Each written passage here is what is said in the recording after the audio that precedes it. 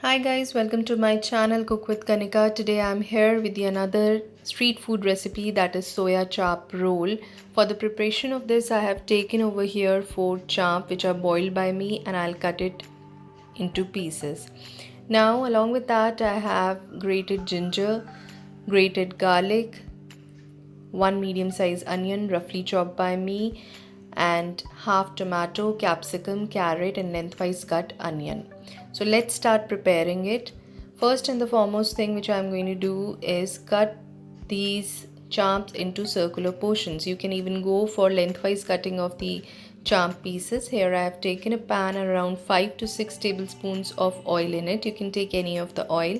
Once it will get heated up, it's a time to add grated ginger and garlic, and then you have to cook them till it becomes aromatic and turn golden brown in color. Once it is done, it's a time to add onions to it, which are roughly chopped, and the whole process has to be done on the high flame. Once your onions will start turning golden brown in color, it's a time to add lengthwise cut carrots and lengthwise cut capsicum into it. Saute them on the high flame for another 5 minutes till it become little bit softer in nature. Then we'll add half of the tomato. I am taking half tomato because I'm going to use sauces in it, and to use more tomato, your dish will become more tangy. So to avoid that, I'm using just half of the tomato.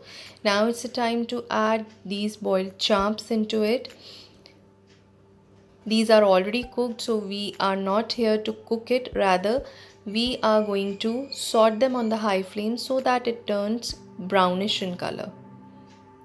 It will take hardly 5 to 10 minutes and it will be done.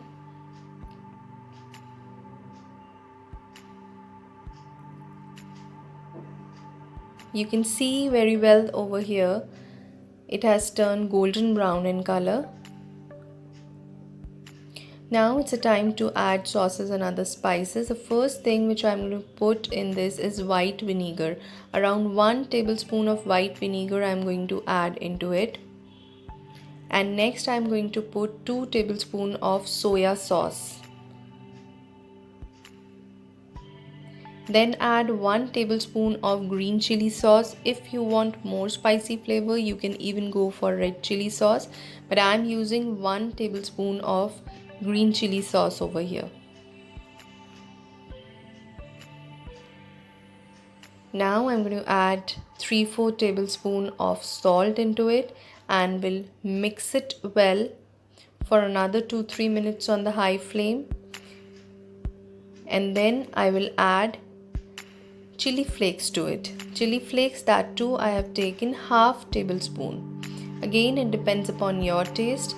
You can even increase the quantity of the chili flakes if you want, but this is the ideal composition to be used for the spices. Here goes my chili flakes.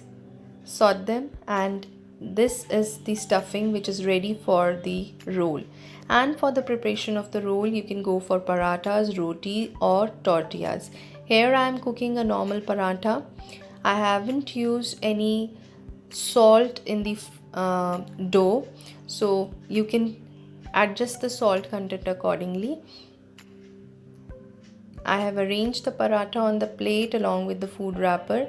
Here I am putting stuffing in the center. Then I will add